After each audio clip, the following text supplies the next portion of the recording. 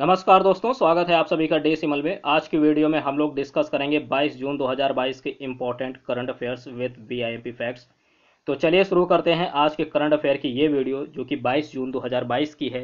Note कीजिए, पहला current affair है, हाल ही में आरती प्रभाकर को किस देश के राष्ट्रपति के विज्ञान सलाहकार के रूप में नियुक्त किया गया है? किसको? आरती प्रभाकर, नाम याद रखिएगा। आरती प्रभाकर को किस देश के राष्ट्रपति के विज्ञान सलाहकार के रूप में नियुक्त किया गया है? ऑप्शन है नेपाल, बी है अमेरिका, सी है जापान और डी है न्यूजीलैंड। तो राइट आंसर होगा अमेरिका। अमेरिका के राष्ट्रपति जो बाइडेन के विज्ञान सलाहकार के रूप में नियुक्त किया गया है आरती प्रभाकर को। ठीक है, इन्होंने किसकी जगह ली है, किसके स्थान पर इन्होंने अभी कार्यभार संभाला है, किसके स्थान पर इनकी नियुक्ति हुई है, ये भी याद रखना है। इनकी नियुक्ति हुई है एरिक लैंडर। कौन? Eric Lander. ठीक है, इनका नाम याद रखिएगा। ठीक, बढ़ते हैं अगले प्रश्न की ओर। ठीक है, साथ ही साथ आप लोग चैनल को सब्सक्राइब कर लीजिए, प्लीज, आप लोगों का सपोर्ट भी जरूरी है। तो चलिए शुरू, आगे देखते हैं। अगला क्वेश्चन है, हाल ही में श्रीनगर में जीएसटी काउंसिल की कौन सी बैठक आयोजित की गई? देखिएगा, श्रीनगर में जीएसटी काउंसिल की कौन सी बैठक आयोजित की गई, किस नंबर की बैठक आयोजित की गई? ठीक है, श्रीनगर में जीएसटी काउंसिल की कौन सी बैठक आयोजित हुई? ऑप्शन है 45वीं, बी है 46वीं, सी है 47वीं और डी है 48वीं। आपको सबसे पहले यहां पर एक ये ध्यान देना है कि जीएसटी काउंसिल की बैठक है और कहां पर हुई है, तो ये श्रीनगर में हुई है। ये भी आपको याद रखना है कि श्रीनगर में। ठीक है, जरूरी नहीं है कि कौन सी बैठक आपसे इसका सीरियल पूछ लिया जाए, किस नंबर की बैठक है ये ना पूछ करके आपसे ये पूछ लिया जाए कि किस शहर में, किस राज्य में हुई है, किस राज्य में या किस शहर में हुई है, ये भी पूछा जा सकता है। तो आप लोग याद रखिएगा। ठीक है, श्रीनगर में हुई है। ठीक है, तो याद रखिए कौन से नंबर की है। ऑप्शन इसमें राइट आंसर होगा 47वीं बैठक। ठीक है, इस क्वेश्चन का राइट आंसर 47वीं। तो जगह का नाम भी आपको याद रखना है कि जीएसटी काउंसिल की बैठक कहां हुई? श्रीनगर में। ठीक है, और किस नंबर की? 47वें नंबर की। ठीक है, बढ़ते अगले प्रश्न की ओर। ठीक है, और इसके बारे में थोड़ा सा फैक्ट जान लेते हैं कि वित्त मंत्रालय के द्वारा बताया गया कि काउंसिल की 47वीं बैठक 28-29 जून को कब होगी, ये भी याद रखिएगा। 28-29 जून। ठीक है, अभी तो 22 जून चल रहा है। ठीक है, 22 जून है, यानी आने वाले कुछ दिनों में 28-29 जून 2022 को श्रीनगर में इसकी बैठक आयोजित की जाएगी। ठीक है, और ये पहले अप्रैल में होनी थी, लेकिन वित्त मंत्री निर्मला सीतारमण के व्यस्तता के कारण इसे स्थगित किया गया। ठीक है, और इसकी जो अध्यक्षता होती है कौन करते हैं? वित्त मंत्री जी करते हैं, वित्त मंत्री। और इसमें याद रखिएगा केंद्र और राज्य के वित्त मंत्री शामिल होते हैं। ठीक है, जीएसटी काउंसिल में इस बैठक में केंद्र राज्य के वित्त मंत्री शामिल होते हैं। ये फैक्ट आपको याद रखना है। और इस किसकी अगुवाई में होती है?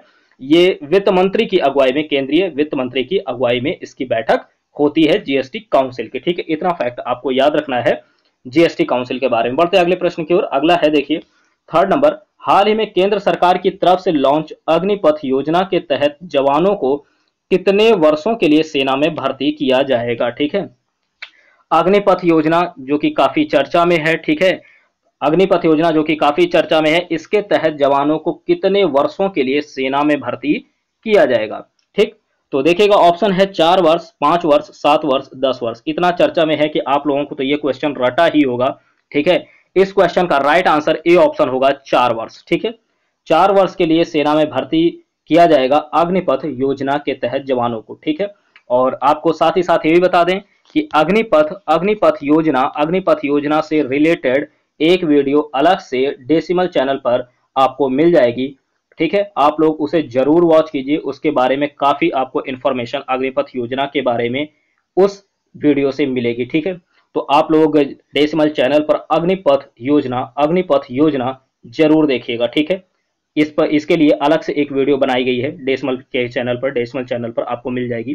ठीक है, तो बढ़ते अगले प्रश्न की ओर, जरूर देखिएगा अग्निपथ योजना वाली वीडियो। ठीक है, बढ़ते अगले प्रश्न की ओर। चौथा प्रश्न है, हाल ही में वाहन निगरानी प्रणाली, ठीक है, वाहन निगरानी प्रणाली, यहां पर ध्यान दीजिएगा, वाहन निगरानी प्रणाली सुरक्षा मित्र परियोजना ठीक है, सुरक्षा मित्र परियोजना किस राज्य में लॉन्च की गई? किस राज्य में लॉन्च की गई? ठीक है, ऑप्शन है उत्तर प्रदेश, बी है मध्य प्रदेश, सी है केरल और डी है तेलंगाना। ठीक है, तो देखिएगा इस क्वेश्चन का राइट आंसर क्या होगा। इस क्वेश्चन का राइट आंसर है केरल। क्या होगा? केरल।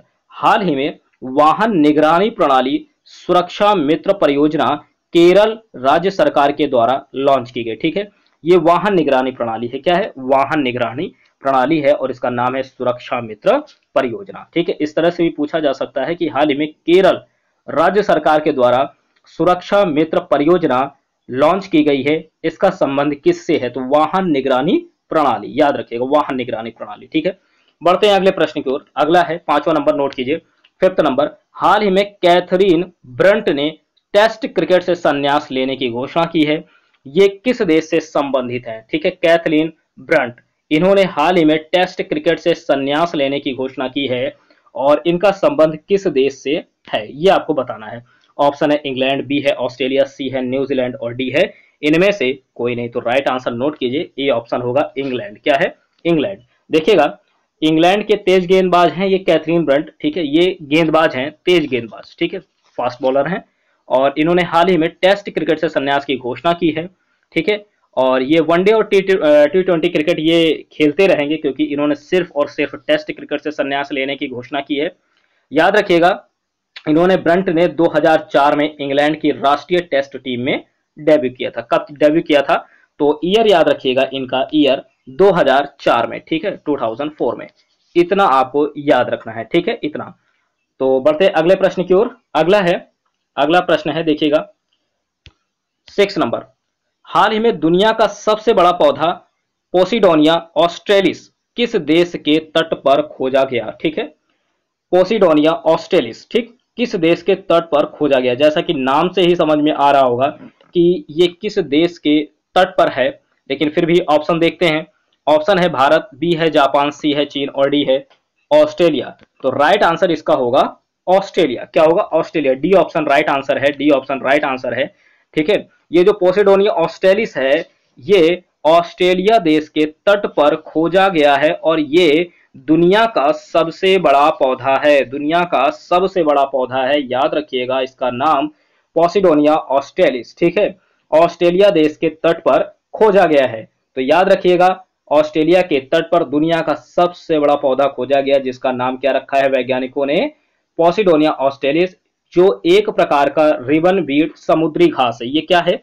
एक तरह से समुद्री घास ही कहिए इसे। क्या है? समुद्री घास ही है। ठीक है, तो जिसे ऑस्ट्रेलिया के तट पर खोजा गया है और यह माना जाता है कि वेस्टर्न ऑस्ट्रेलिया के समुद्र तट पर 4500 साल पूर्व ये किसी एकल बीज से समुद्री घास उगी होगी। ठीक है, इतना याद रखिएगा इसके बारे में जो फैक्ट है कि वेस्टर्न ऑस्ट्रेलिया के समुद्र तट पर 4500 साल पहले, कितने साल पहले? याद रखिएगा लगभग 4500 साल पहले। ठीक है, 4500 वर्ष पहले एकल बीज ये समुद्री घास उगी होगी। जिस जगह पर यह पौधा पाया गया है उस इलाके को क्या कहते हैं? सार्क खाड़ी कहा जाता है। क्या कहा जाता है? याद रखिएगा सार्क खाड़ी। क्या कहते हैं उस इलाके को जहां पर यह पाया जाता है? सार्क खाड़ी। ठीक है, जो कि एक विश्व धरोहर क्षेत्र भी है। ठीक है, विश्व धरोहर क्षेत्र भी है और यह पौधा बढ़ते बढ़ते 180 किलोमीटर 180 किलोमीटर से भी अधिक क्षेत्र को घेर चुका है। आपको यह भी याद रखना है कि जो पोसिडोनिया ऑस्ट्रेलिस है ये विश्व का सबसे बड़ा पौधा है। विश्व का सबसे बड़ा पौधा है, ऑस्ट्रेलिया देश के तट पर पाया गया है। ठीक है, और ये लगभग 4500 साल पूर्व पहले एकल बीज के रूप में उगा होगा, ये ऐसा अनुमान लगाया गया है। और ये बढ़ते बढ़ते आपको याद रखना है कितने किलोमीटर? 180 किलोमीटर। ठीक है, 180 किलोमीटर 180 किलोमीटर आपको याद रखना है कि ये घेर चुका है। 180 किलोमीटर से भी अधिक क्षेत्र को घेर चुका है। ठीक है, काफी इंपॉर्टेंट है ये। ठीक, और काफी इंटरेस्टेड है ये टॉपिक। ठीक है, याद रखिएगा इसके बारे में, पोसिडोनिया ऑस्ट्रेलिस। ठीक, बढ़ते अगले प्रश्न की ओर। 6 नंबर था। 7th नंबर देखेंगे, प्रतिवर्ष अंतरराष्ट्रीय योग दिवस कब मनाया जाता है? ठीक है, प्रतिवर्ष अंतरराष्ट्रीय योग दिवस कब मनाया जाता है? ऑप्शन ए है 21 जून, बी है 22 जून, सी है 20 जून और डी है देखिएगा डी है 19 जून। तो इसका राइट आंसर क्या होगा? राइट आंसर होगा 21 जून। 21 जून को प्रतिवर्ष अंतरराष्ट्रीय योग दिवस मनाया जाता है। ठीक है, देखिए अंतरराष्ट्रीय योग दिवस के बारे में, अंतरराष्ट्रीय योग दिवस पर अंतर्राष्ट्रीय योग दिवस 2022 पर डेसिमल चैनल पर आपको अलग से वीडियो मिल जाएगी, अलग से वीडियो मिल जाएगी। ध्यान से सुनिए, अंतर्राष्ट्रीय योग दिवस पर आपको डेसिमल चैनल पर अलग से वीडियो मिल जाएगी, ठीक है, अलग से है, उसको आप लोग देखिए और अंतर्राष्ट्रीय योग दिवस के बारे में जानिए कि कब से मनाया जाने लगा है, क्यों मनाया जाता है, ठीक है, कब से शुरुआत हुई है, कौन सा संस्करण था इस वर्ष और इसका मुख्य कार्यक्रम कहाँ आयोजित किया गया, ठीक है, आपको वीडियो में सारा डिटेल दिया जाएगा, ठीक है। तो अंतर्राष्ट्रीय योग दिवस की जो वीडियो अलग से है चैनल पर, आप लोग उसे जरूर वॉच कीजिए, ठीक है, वहां से जरूर आपको काफी जानकारी मिलेगी, ठीक है। तो देखिएगा, इसके बारे में बात करते हैं। अंतर्राष्ट्रीय योग दिवस कब मनाया जाता है? 21 जून को मनाया जाता है, ठीक है, प्रति वर्ष, ठीक। आपको याद रखना है इस वर्ष की जो थीम है वो क्या है? योगा फॉर ह्यूमैनिटी, मानवता के लिए योग, योगा फॉर ह्यूमैनिटी, ठीक है, योगा फॉर ह्यूमैनिटी लिख दे रहा हूं यहां पर, yoga for humanity, yoga for humanity, HUMANITY, yoga for humanity, ठीक है, मानवता के लिए योग इस वर्ष की थीम है, ठीक है।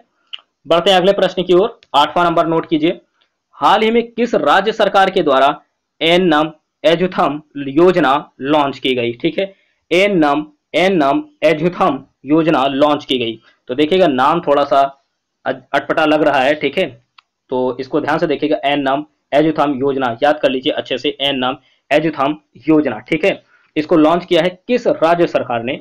ऑप्शन ए है केरल, बी है तमिलनाडु, सी है पंजाब और डी है तेलंगाना। तो राइट आंसर होगा तमिलनाडु। क्या है? तमिलनाडु। हाल ही में तमिलनाडु राज्य सरकार ने एन्नम एजुथम योजना लॉन्च की है, ठीक है, और तमिलनाडु के मुख्यमंत्री कौन है? एम के स्टालिन, ठीक है, और ये योजना कोविड-19 महामारी के कारण, ठीक है, के परिणाम स्वरूप 8 साल से कम आयु के छात्रों के बीच सीखने की खाई को पाटने के लिए शुरू की गई है, ठीक है, यानी एन्नम एजुथम योजना काफी इंपॉर्टेंट है, याद रखिएगा, किस लिए शुरू की गई है? जो भी 8 साल से कम आयु के छात्र हैं, ठीक है, कोविड-19 के दौरान थोड़ा सा जो है शिक्षा व्यवस्था जो गड़बड़ हो गई थी उस दौरान, ठीक है, उसको बराबर करने के लिए 8 साल से कम आयु के जो भी छात्र हैं उनके बीच सीखने की जो खाई है, क्योंकि शिक्षा व्यवस्था थोड़ी सी डगमगाई थी, तो इस वजह से सीखने की खाई को पाटने के लिए शुरू की गई है। और इस योजना का उद्देश्य क्या है कि 2025 तक मूलभूत संख्यात्मक और साक्षरता सुनिश्चित करना है, ठीक है, कब तक? 2025 तक, ठीक है, 2025 तक सुधार कर लेना है, ठीक। और एन्नम एजुथम योजना के तहत शिक्षा विभाग सीखने की खाई का आकलन करने और उसे पाटने के लिए कक्षा 1 से 3 तक के छात्रों को कार्य पुस्तिका वितरित करेगा। तो याद रखना है आपको यहाँ पर आयु भी कि कितने? 8 साल से कम उम्र के छात्र, ठीक है, 8 साल से कम उम्र के जो भी छात्र होंगे उनके लिए है, और ये किस क्लास से है? 1 से 3 के लिए, कक्षा 1 से 3 के लिए, ठीक है, छात्रों को कार्य पुस्तिका वितरित की जाएगी, ठीक। तो किस राज्य ने? तमिलनाडु राज्य सरकार ने लॉन्च किया है, ठीक है, यहाँ के मुख्यमंत्री कौन है? के स्टालिन, ठीक है, और ये कोविड-19 के दौरान जो भी 8 साल से कम आयु के छात्र हैं उनके बीच सीखने की खाई को पाटने के लिए ये शुरू की गई, ठीक है, उसके परिणाम स्वरूप कोविड-19 के कारण जो भी व्यवस्था गड़बड़ हो गई थी, ठीक है।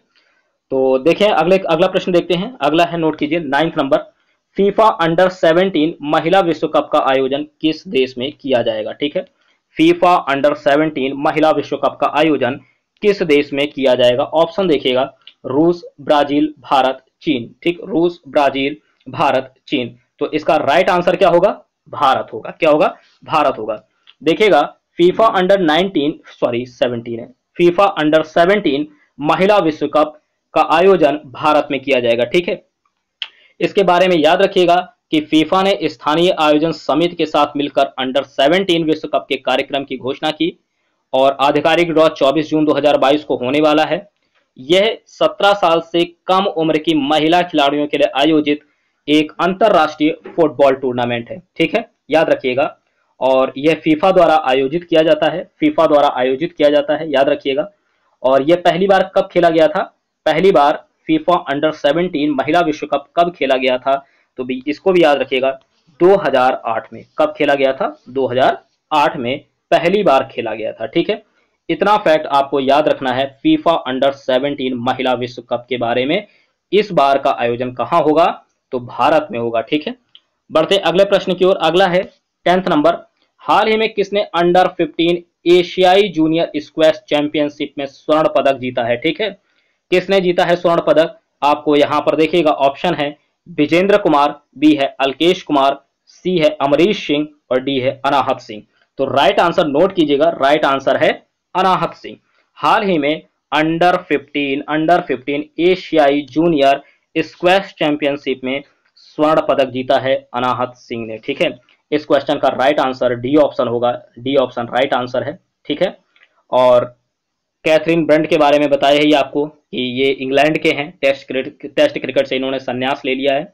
ठीक है, और क्रिकेट ये स्पोर्ट्स जगत से, ठीक है, स्पोर्ट्स से आपको एक प्रश्न ये भी याद रखना है कि हाल ही में T20 अर्धशतक लगाने वाले सबसे उम्र दराज खिलाड़ी कौन बन गए हैं? उम्र दराज भारतीय खिलाड़ी, तो इनका नाम याद रखिएगा, दिनेश कार्तिक। ठीक है, कौन है? दिनेश कार्तिक। एक्स्ट्रा फैक्ट में बोल दे रहा हूं, एक्स्ट्रा फैक्ट में बता रहा हूं। ठीक है, कि अगर पूछा जाए कि हाल ही में T20 अर्धशतक लगाने वाले सबसे उम्र दराज भारतीय खिलाड़ी कौन बन चुके हैं, तो याद रखिएगा इनका नाम दिनेश कार्तिक। और संन्यास अभी हाल ही में कैथरीन ब्रंट ने लिया है, जो कि तेज गेंदबाज हैं, टेस्ट क्रिकेट से संन्यास लिया है। किस देश से संबंधित है? इंग्लैंड। ठीक, और अभी जो ये प्रश्न हमने 10th नंबर डिस्कस किया है, ये क्या है? अंडर 15 एशियाई जूनियर स्क्वैश चैंपियनशिप में स्वर्ण पदक किसने जीता है? तो अनाहत सिंह इस क्वेश्चन का राइट आंसर होगा। ठीक है, तो ये थे 22 जून 2022 के इंपॉर्टेंट करंट अफेयर्स। ठीक है, वीडियो आप लोगों को कैसी लगी? ठीक है, कमेंट बॉक्स में जरूर कमेंट कीजिए, और अगर पसंद आती तो लाइक कीजिए, शेयर कीजिए और अपना सपोर्ट बनाए रखिए। ठीक है, प्लीज़ आप लोग अपना सपोर्ट बनाए रखिए और चैनल को सब्सक्राइब कर लीजिए। मिलते हैं अगली वीडियो में, तब तक के लिए धन्यवाद।